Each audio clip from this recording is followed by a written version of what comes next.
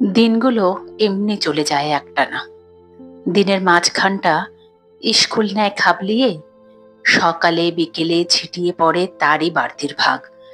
ঘরে ঢুকতেই ক্লাসের বেঞ্চি টেবিলগুলো যেন মনে হয় শুকনো কুনুইয়ের গুঁতো মারে। রোজই তাদের একই আড়ষ্ট চেহারা। সন্ধেবেলায় ফিরে যেতুম বাড়িতে। স্কুল ঘরের তেলের বাতিটা তুলে ধরেছে পরদিনের পড়া তৈরি পথের সিগন্যাল। এক একদিন বাড়ির আঙিনায় আসে ভালুক নাচওয়ালা, আসে সাপুড়ে সাপ খেলাতে। এক একদিন আসে ভোজবাজিওয়ালা, একটু দেয় নতুনের আমেজ। আমাদের চিতপুর রোডে আজ আর ওদের ডুগডুগি বাজে না। সিনেমাকে দূর থেকে সেলাম করে তারা দেশ ছেড়ে পালিয়েছে। শুকনো পাতার সঙ্গে এক জাতের হরিণ যেমন বেমালুম রং মিলিয়ে থাকে, আমার প্রাণটা তেমনি শুকনো দিনের সঙ্গে ফ্যাকাশে হয়ে মিলিয়ে থাকত। তখন খেলা ছিল সামান্য কয়েক রকমের। ছিল মার্বেল, ছিল যাকে বলে ব্যাট বল, ক্রিকেটের অত্যন্ত দূর কুটুম্ব, আর ছিল লাঠি ঘোরানো, ঘুড়ি ওড়ানো। শহরে ছেলেদের খেলা সবই ছিল এমনি কমজোরি। মাঠ জোড়া ফুটবল খেলার লম্ফজম্ফ তখন ছিল সমুদ্র পাড়ে। এমনি করে একই মাপের দিনগুলো শুকনো খুঁটির বেড়া পুঁতে চলেছিল আমাকে পাকে পাকে ঘিরে।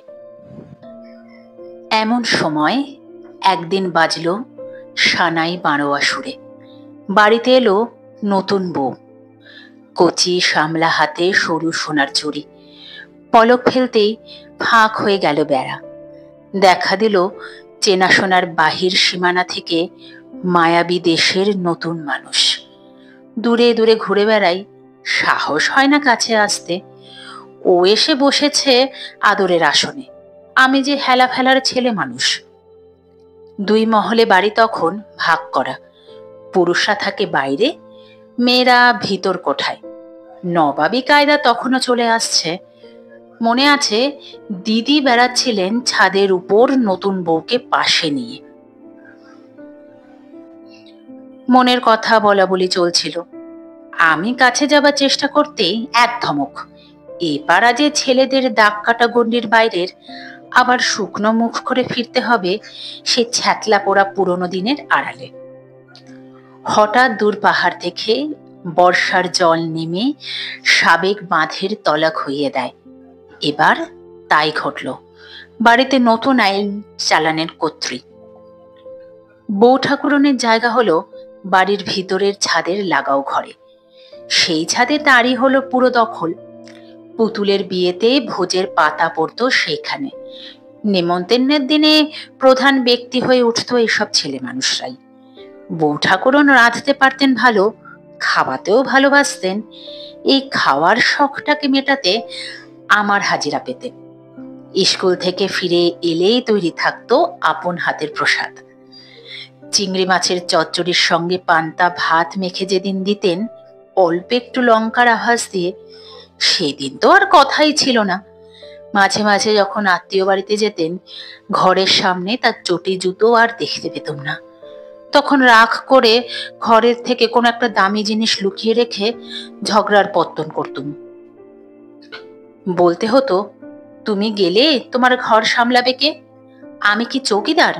তিনি রাগ দেখিয়ে বলতেন, তোমাকে আর ঘর সামলাতে হবে না, নিজের হাত সামলিও। একালের মেয়েদের হাসি পাবে। তারা বলবেন, নিজের ছাড়া সংসারের কি পরের দেওর ছিল না কোনোখানে? কথাটা মানি।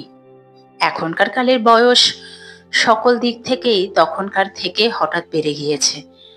তখন বড় ছোট সবাই ছিল ছেলে মানুষ। এইবার আমার নির্জন বিদুয়ানের ছাদে শুরু হলো আরেক পালা। এলো মানুষের সঙ্গে মানুষের সঙ্গ, মানুষের স্নেহ। সেই পালা জমিয়ে দিলেন আমার জ্যোতি দাদা।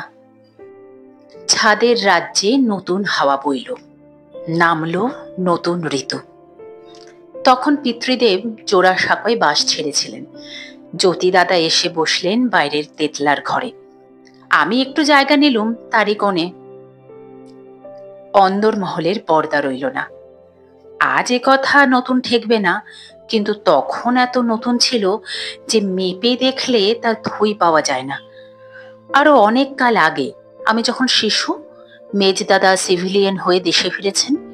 বোম্বাইয়ে প্রথম তার কাজে যোগ দিতে যাবার সময় বাইরের লোকেদের অবাক করে দিয়ে চোখের সামনে দিয়ে বউ ঠাকুরনকে সঙ্গে নিয়ে গেলেন। বাড়ির বউকে পরিবারের মধ্যে না রেখে দূর বিদেশে নিয়ে যাওয়া, এই তো ছিল যথেষ্ট। তার উপরে যাবার পথে ঢাকাঢাকি নেই। এ যে হলো বিষম বেদস্তুর। আপন লোকেদের মাথায় আকাশ ভেঙে পড়ল। বাইরে বেরোবার মতন কাপড় তখনও মেয়েদের মধ্যে চলতে হয়নি। এখন শাড়ি জামা নিয়ে যে সাজের চলন হয়েছে, তারই প্রথম শুরু করেছিলেন বউ ঠাকুরন। বেনি দুলিয়ে তখনও ফ্রক ধরেনি ছোট মেয়েরা, অন্তত আমাদের বাড়িতে। ছোটদের মধ্যে চলন ছিল পেশোয়াজের। বেথুন স্কুল যখন প্রথম খোলা হলো, আমার বড়দিদির বয়স ছিল অল্প। সেখানে মেয়েদের পড়াশোনার পথ সহজ করার জন্য প্রথম দলের ছিলেন তিনি। ধবধবে তার রং, এ দেশে তার তুলনা পাওয়া যেত না। শুনেছি পালকিতে করে স্কুলে যাবার সময় পেশোয়াজ পরা তাকে চুরি করা ইংরেজের মেয়ে মনে করে পুলিশে একবার ধরেছিল। আগেই বলেছি, সেকেলে বড় ছোটদের মধ্যে চলাচলে সাঁকোটা ছিল না। কিন্তু এই সকল পুরনো আদব কায়দার ভিড়ের মধ্যে জ্যোতি দাদা এসেছিলেন নির্জলা নতুন মন নিয়ে। আমি ছিলাম তার চেয়ে 12 বছরের ছোট। বয়সের এত দূর থেকে আমি যে তার চোখে পড়তুম, এই ছিল আশ্চর্য। আরো আশ্চর্য এই যে তার সঙ্গে আলাপে জ্যাঠামি বলে কখনো আমার মুখ চাপা দেননি। তাই কোনো কথা ভাবতে আমার সাহসে আকুলান হয়নি। আজ ছেলেদের মধ্যেই আমার বাস। 5 রকম কথা পারি। দেখি তাদের মুখ বোঝা। জিজ্ঞাসা করতে এলে এদের বাঁধে। বুঝতে পারি এরা সব সেই বুড়োদের কালের ছেলে, যে কালে বড়রা কথা কইত আর ছোটরা থাকতো বোবা। জিজ্ঞাসা করবার সাহস নতুন কালের ছেলেদের, আর বুড়ো কালের ছেলেরা সবকিছু মেনে নেয় ঘাড় গুজে। ছাদের ঘরে এলো পিয়ানো, আর এলো একালের বার্নিশ করা বউবাজারের আসবাব। বুকের ছাতি উঠল ফুলে। গরিবের চোখে দেখা দিল হাল আমলে সস্তা আমিরি। এইবার ছুটল আমার গানের ফোয়ারা। জ্যোতি দাদা পিয়ানোর উপর হাত চালিয়ে নতুন নতুন ভঙ্গিতে ঝমঝম সুর তৈরি করে যেতেন। আমাকে রাখতেন পাশে। তখনই সেই ছুটে চলা সুরে কথা বসিয়ে বেঁধে রাখবার কাজ ছিল আমার। দিনের শেষে ছাদের উপর পড়তো মাদুর আর তাকিয়া। একটা রূপোর রেকাবিতে বেল ফুলের গোড়ের মালা ভিজে রুমালে, পিরিচে 1 গ্লাস বরফ দেওয়া জল, আর বাটাতে ঝাঁচি পান।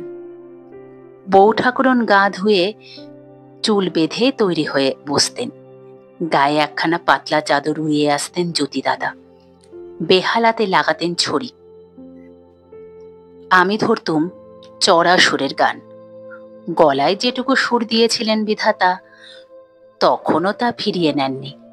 সূর্য ডোবা আকাশে ছাদে ছাদে ছড়িয়ে যেত আমার গান। হু হু করে দক্ষিণে বাতাস উঠত দূর সমুদ্র থেকে। তারায় তারায় যেত আকাশ ভরে। ছাদটাকে বউ ঠাকুরন একেবারে বাগান বানিয়ে তুলেছিলেন। পিলপের উপর সারি সারি লম্বা পাম গাছ, আশেপাশে চামেলি, গন্ধরাজ, রজনীগন্ধা, করবী, দোলন চাঁপা। ছাদ জখমের কথা মনেই আনেননি। সবাই ছিলেন খেয়ালি। প্রায় আসতেন অক্ষয় চৌধুরী। তার গলায় সুর ছিল না, সে কথা তিনি নিজেও জানতেন, অন্যরা আরো বেশি জানত। কিন্তু তার গাবার জেদ কিছুতেই থামত না। বিশেষ করে বেহাগ রাগিনীতে ছিল তার শখ। চোখ বুজে গাইতেন। যারা শুনত তাদের মুখের ভাব দেখতে পেতেন না। হাতের কাছে আওয়াজওয়ালা কিছু পেলেই দাঁত দিয়ে ঠোঁট কামড়ে ধরে পটাপট শব্দে তাকেই বায়া তবলার বদলি করে নিতেন। মলাট বাঁধানো বই থাকলে তো ভালোই চলতো। ভাবে ভোর মানুষ, তার ছুটির দিনের সঙ্গে কাজের দিনে তফাৎ বোঝা যেত না। সন্ধেবেলা সভা যেত ভেঙে। আমি চিরকাল ছিলুম রাত জাগিয়ে ছেলে। সকালে শুতে যেত, আমি ঘুরে ঘুরে বেড়াতুম ব্রহ্মদত্তের চেলা। সমস্ত পাড়া চুপচাপ। চাঁদনি রাতে ছাদের উপর সারি সারি গাছের ছায়া যেন স্বপ্নের আলপনা। ছাদের বাইরে শিশু গাছটার মাথাটা বাতাসে দুলে উঠছিল, ঝিলমিল করছে পাতাগুলো। জানি না কেন সবচেয়ে চোখে পড়ল সামনের গলির ঘুমন্ত বাড়ির ছাদে একটা ঢালু পিঠওয়ালা বেটে চিলেকোঠা দাঁড়িয়ে দাঁড়িয়ে কিসের দিকে যেন আঙুল বাড়িয়ে রেখেছে। রাতে একটা হয়, দুটো হয়, সামনে বড় রাস্তায় রব ওঠে, বলো হরি, হরি বল, বলো হরি, হরি বল, বলো হরি, হরি বল। খাঁচার পাখি পোষার শখ তখন ঘরে ঘরে ছিল। সবচেয়ে খারাপ লাগতো পাড়ার কোনো বাড়ি থেকে পিঁচড়েতে বাঁধা কোকিলের ডাক। বউ ঠাকুরন জোগাড় করেছিলেন চীন দেশের এক শ্যামা পাখি। কাপড়ের ঢাকার ভিতর থেকে তার শীষ উঠত ফোয়ারার মতো। আরও ছিল নানা জাতের পাখি। তাদের খাঁচাগুলো ঝুলত পশ্চিমের বারান্দায়। রোজ সকালে একজন পোকাওয়ালা পাখিদের খোরাক জোগাত। তার ঝুলি থেকে বেরোতো ফড়িং, ছাতুখোর পাখিদের জন্য ছাতু। জ্যোতি দাদা আমার সকল তর্কের জবাব দিতেন, কিন্তু মেয়েদের কাছে এতটা আশা করা যায় না। একবার বউ ঠাকুরনের মর্জি হয়েছিল খাঁচায় কাঠ বিড়ালি পোষা। আমি বলেছিলুম কাজটা অন্যায় হচ্ছে। তিনি বলেছিলেন গুরু মশাইগিরি করতে হবে না, একে ঠিক জবাব বলা চলে না। কাজেই কথা কাটাকাটির বদলে লুকিয়ে দুটি প্রাণীকে ছেড়ে দিতে হলো। তারপরেও কিছু কথা শুনেছিলাম, কোনোটার জবাব করিনি। আমাদের মধ্যে একটা বাঁধা ঝগড়া ছিল, যার কোনোদিন শেষ হবে না। সে কথা বলছি। উমেশ ছিল চালাক লোক। বিলিতি দর্জির দোকান থেকে যত সব ঝাঁটা কাটা নানা রঙের রেশমের ফালি জলের দরে কিনে আনতো, আর তার সঙ্গে নেটের টুকরো আর খেলো লেস মিলিয়ে মেয়েদের জামা বানানো হতো। কাগজের প্যাকেট খুলে সাবধানে মেলে ধরতো মেয়েদের চোখের সামনে, বলতো এই হচ্ছে আজকের দিনের ফ্যাশন। ওই মন্ত্রটার টান মেয়েরা সামলাতে পারতো না। আমাকে কি দুঃখ দিত বলতে পারিনি। বারবার অস্থির হয়ে আপত্তি জানিয়েছি, জবাবে শুনেছি জ্যাঠামি করতে হবে না। আমি বউ ঠাকুরনকে জানিয়েছি এর চেয়ে অনেক ভালো, অনেক ভদ্র সেকেলে সাদা কালাপেরের শাড়ি কিংবা ঢাকাই। আমি ভাবি আজকালকার জর্জেট জড়ানো বৌদিদের রং করা পুতুল করা রূপ দেখে দেওরদের মুখে কি কোনো কথা সরছে না? উমেশের সেলাই করা ঢাকনি পরা বউ ঠাকুরন যে ছিলেন ভালো, চেহারার উপর এত বেশি জালিয়াতি তখন ছিল না। তর্কে বউ ঠাকুরনের কাছে বারবার হেরেছি, কেননা তিনি তর্কের জবাব দিতেন না। আর হেরেছি দাবা খেলায়, সে খেলায় তার হাত ছিল পাকা। জ্যোতি দাদার কথা যখন উঠে পড়েছে, তখন তাকে ভালো করে চিনিয়ে দিতে আরো কিছু বলার দরকার হবে। শুরু করতে হবে আরো একটু আগেকার দিন থেকে। জমিদারের কাজ দেখতে তাকে প্রায় যেতে হতো শিলাইদহে।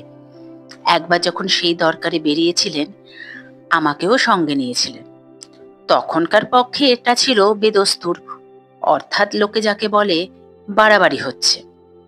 তিনি নিশ্চয়ই ভেবেছিলেন ঘর থেকে বাইরে চলাচল এই একটা চলতি ক্লাসের মতো। তিনি বুঝে নিয়েছিলেন আমার ছিল আকাশে বাতাসে চড়ে বেড়ানো মন। সেখান থেকেই আমি খোরাক পাই আপনা হতে। তার কিছুকাল পরেই জীবনটা যখন আরো উপরের ক্লাসে উঠেছিল, আমি মানুষ হচ্ছিলাম এই শিলাইদহে।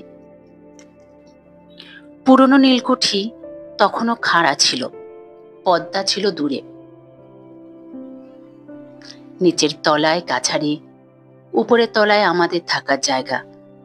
সামনে খুব মস্ত একটা ছাদ, ছাদের বাইরে বড় বড় ঝাউ গাছ। এরা একদিন নীলকর সাহেবের ব্যবসার সঙ্গে বেড়ে উঠেছিল। আজ কুঠিয়াল সাহেবের দরবার একেবারে থমথম করছে। কোথায় নীলকুঠির জমের দুধ সে দেওয়ান?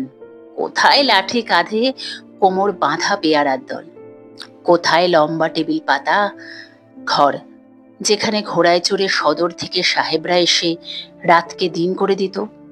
ভোজের সঙ্গে চলতো জুড়ি নৃত্যের ঘূর্ণিপাক, রক্তে ফুটতে থাকতো শ্যাম্পেনের নেশা।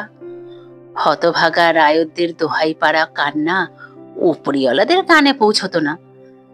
সদর জেলখানা পর্যন্ত তাদের শাসনের পথ লম্বা হয়ে চলত। সেদিনকার আর যা কিছু সব মিথ্যে হয়ে গেছে, কেবল সত্য হয়ে আছে দুই সাহেবের দুটি গোড়। লম্বা লম্বা ঝাউ গাছগুলি দোলাদুলি করে বাতাসে, আর সেদিনকার রায়তদের নাতি নাতনিরা কখনো কখনো দুপুর রাত্রে দেখতে পায় সাহেবদের ভূত চড়ে বেড়াচ্ছে কুঠি বাড়ির পোড়ো বাগানে। একলা থাকায় মন নিয়ে আছি। ছোট একটি কোণের ঘর, যত বড় ঢালা ছাদ তত বড় ফলাও আমার ছুটি, অজানা ভিন দেশের ছুটি।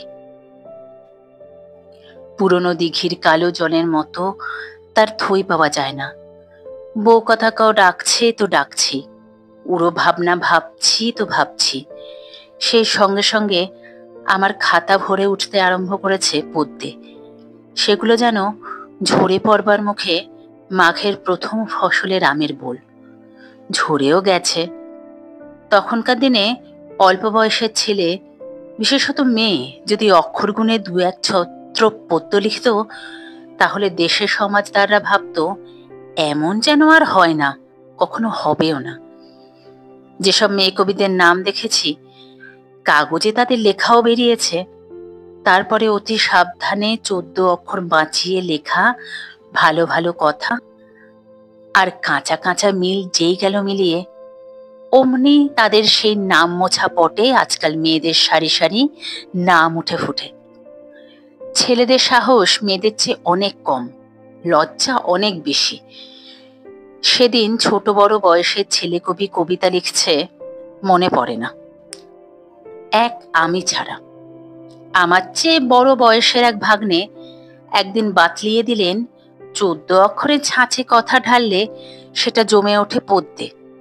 স্বয়ং দেখলুম এই জাদুবিদদের ব্যাপার। আর হাতে হাতে সেই 14 অক্ষরের ছাদে পদ্ম ফুটল, এমনকি তার উপরে ভ্রমরও বসার জায়গা পেল। কবিদের সঙ্গে আমার তফাৎ গেল ঘুচে। সেই অবধি এই তফাতই ঘুচিয়ে চলেছি।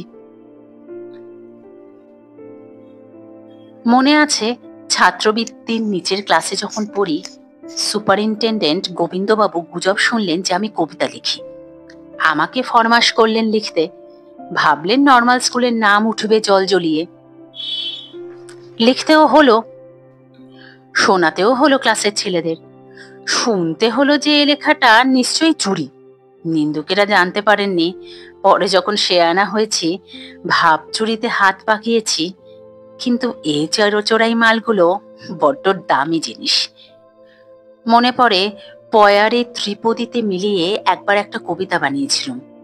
তাতে এই দুঃখ জানিয়েছিলাম যে সাঁতার দিয়ে পদ্ম তুলতে গিয়ে নিজের হাতের ঢেউয়ে পদ্মটা সরে সরে যায়, তাকে ধরা যায় না। অক্ষয়বাবু তার আত্মীয়দের বাড়িতে নিয়ে গিয়ে এই কবিতা শুনিয়ে বেড়ালেন।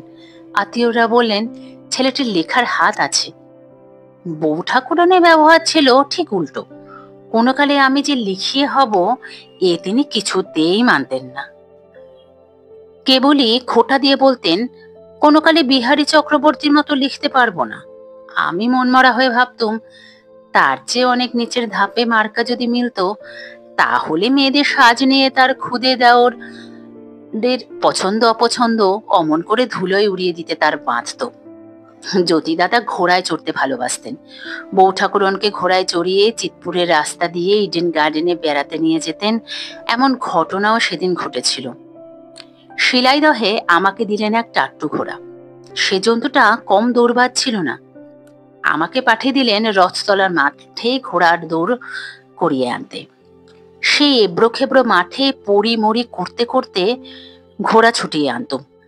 আমি পড়ব না তার মানে এই নয় যে আমি কোনোদিনই পড়ব না। তার মনে এই জোর ছিল বলেই আমি পড়িনি। কিছুকাল পর কলকাতার রাস্তাতেও আমাকে ঘোড়ায় চড়িয়েছিলেন। সে টাট্টো ঘোড়া নয়, বেশ মেজাজি ঘোড়া। একদিন সে আমাকে পিঠে নিয়ে দেউড়ির ভিতর দিয়ে সোজা ছুটে গিয়েছিল উঠোনে, যেখানে দানা খেত। পরদিন থেকে তার সঙ্গে আমার ছাড়াছাড়ি হয়ে গেল। বন্দুক ছোড়া জ্যোতিদাদা কষ্ট করেছিলেন, সে কথা পূর্বেই জানিয়েছি। বাঘ শিকারের ইচ্ছে ছিল তার মনে। বিশ্বনাথ শিকারে একদিন খবর দিল শিলাইদহের জঙ্গলে নাকি বাঘ এসেছে। তখনই বন্দুক বাগিয়ে তিনি তৈরি হলেন। আশ্চর্যের কথা এই যে আমাকেও সঙ্গে নিলেন। একটা মুশকিল, কিছু ঘটতেও পারে, ও যেন তোর ভাবনার মধ্যেই ছিল না। ওস্তাদ শিকারী ছিল বটে বিশ্বনাথ। সে জানতো মাচানের উপর থেকে শিকার করাটা মরদের কাজ নয়। বাঘকে সামনে ডাক দিয়ে লাগাতো গুলি, একবারও ফসকায়নি তার তাক। ঘন জঙ্গল, সেরকম জঙ্গলে ছায়ার আলোতে বাঘ চোখেই পড়তে চায় না। একটা মোটা বাঁশ গাছের গায়ে কঞ্চি কেটে কেটে মইয়ের মতন বানানো হয়েছে। জ্যোতিদাদা উঠলেন বন্দুক হাতে। আমার পায়েও জুতো নেই। বাঘটা তাড়া করলে তাকে যে জুতো পেটা করব তারও উপায় ছিল না। বিশ্বনাথ ইশারা করলে। জ্যোতিদাদা অনেকক্ষণ দেখতেই পান না। তাকিয়ে তাকিয়ে শেষকালে ঝোপের মধ্যে বাঘের গায়ের একটা দাগ তার চশমা পরা চোখে পড়ল। মারলেন গুলি, দৈবাত লাগলো সেটা তার শির দ্বারায়। সে আর উঠতে পারল না। খড়কুটো যা পায় তা কামড়ে ধরে লেজ আছড়ে ভীষণ গর্জাতে লাগলো। ভেবে দেখলে মনে সন্দেহ লাগে। অনেকক্ষণ ধরে বাঘটা মরবার জন্য সবুর করেছিল। সেটা ওদের মেজাজে নেই বলেই জানি। তাকে আগের রাত্রে তার খাবারের সঙ্গে ফিকির করে আফিম লাগায়নি তো? এত ঘুম কেন? আরো একবার বাঘ এসেছিল শিলাইদহের জঙ্গলে। আমরা দুই ভাই যাত্রা করলুম তার খোঁজে, হাতির পিঠে চড়ে।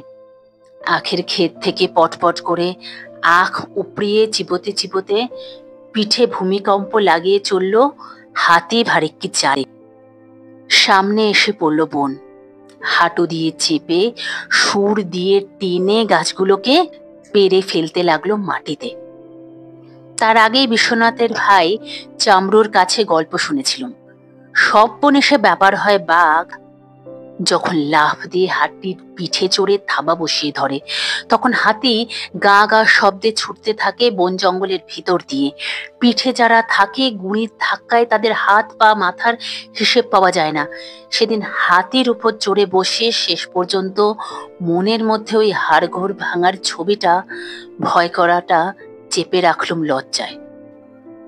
বেপোয়ারা ভাব দেখে চাইলুম এদিক আর ওদিক, যেন বাঘটাকে একবার দেখতে পেলে হয়। ঢুকে পড়ল হাতি ঘন জঙ্গলের মধ্যে।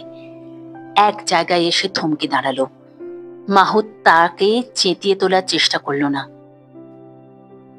দুই শিকারী প্রাণীর মধ্যে বাঘের পরে তার বিশ্বাস ছিল বেশি। জ্যোতিদাদা বাঘটাকে ঘায়েল করে মরিয়া করে তুলবেন, নিশ্চয়ই এটাই ছিল তার সবচেয়ে ভাবনার কথা। হঠাৎ বাঘটা ঝোপের ভিতর থেকে দিল এক লাফ। যেন মেঘের ভিতর থেকে বেরিয়ে পড়ল একটা বজ্রওয়ালা ঝড়ের ঝাপটা। আমাদের বিড়াল কুকুর শেয়াল দেখা নজর। এ যেন ঘাড়ে গর্দানে একরাশ মুরদ, অথচ তার ভার নেই যেন। খোলা মাঠের ভিতর দিয়ে দুপুরবেলা রৌদ্রে চলল সে দৌড়ে। কি সুন্দর সহজ চলনের বেগ! মাঠে ফসল ছিল না, ছুটন্ত বাঘকে ভরপুর করে দেবার জায়গা এটা বটে। সেই রৌদ্র ঢালা হলদে রঙের প্রকাণ্ড মাঠ। আরো একটা কথা বাকি আছে, শুনতে মজা লাগতে পারে। শিলাইদহে মালি ফুল তুলে এনে দিত ফুলদানিতে সাজিয়ে। আমার মাথায় খেয়াল গেল ফুলের রঙিন রস দিয়ে কবিতা লিখতে। টিপে টিপে যেটুকু রস পাওয়া যায় তা কলমের মুখে উঠতে চায় না। ভাবলুম একটা কল তৈরি করা চাই। ছ্যাদাওয়ালা একটা কাঠের বাটি, তার উপর ঘুরিয়ে ঘুরিয়ে চালাবার মতন একটা হামানদিস্তে নোড়া হলেই চলবে। সেটা ঘোরানো যাবে দড়িতে বাঁধা একটা চাকায়। জ্যোতিদাদাকে দরবার জানালুম। হয়তো মনে মনে তিনি হাসলেন, বাইরে সেটা ধরা পড়ল না। হুকুম করলেন, ছুতোর এলো, কাঠকোট নিয়ে কল তৈরি হলো। ফুলে ভরা কাঠের মাটিতে দড়িতে বাঁধা নোড়া যতই ঘোরাতে থাকি ফুল পিষে কাদা হয়ে যায়, রস বেরোয় না। জ্যোতি দাদা দেখলেন ফুলের রস আর কলের চাপে ছন্দ মিলল না, তবু আমার মুখের উপর হেসে উঠলেন না। জীবনে এই একবার ইঞ্জিনিয়ারিং করতে নেমেছিলাম, সে দেয়া হয় নিজেকে, তাই কেউ কখনো ভাবে তার মাথা হেট করে দেবার এক দেবতা তৈরি থাকেন। শাস্ত্রে এমন কথা আছে। সেই দেবতা যেদিন আমার ইঞ্জিনিয়ারিং এর দিকে কটাক্ষ করেছিলেন, তারপর থেকে যন্ত্রে হাত লাগানো আমার বন্ধ। এমনকি সেতারে এসরাজেও তার চড়ায়নি। জীবন স্মৃতিতে লিখেছি, ফ্লোটিলা কোম্পানির সঙ্গে পাল্লা দিয়ে বাংলাদেশের নদীতে স্বদেশী জাহাজ চালাতে গিয়ে কি করে জ্যোতি দাদা নিজেকে ফতুর করে দিলেন। বউ ঠাকুরনের মৃত্যু হয়েছে তার আগেই জ্যোতি দাদা তার তেতলার বাসা ভেঙে চলে গেলেন। শেষকালে বাড়ি বানালেন রাঁচির এক পাহাড়ের উপর।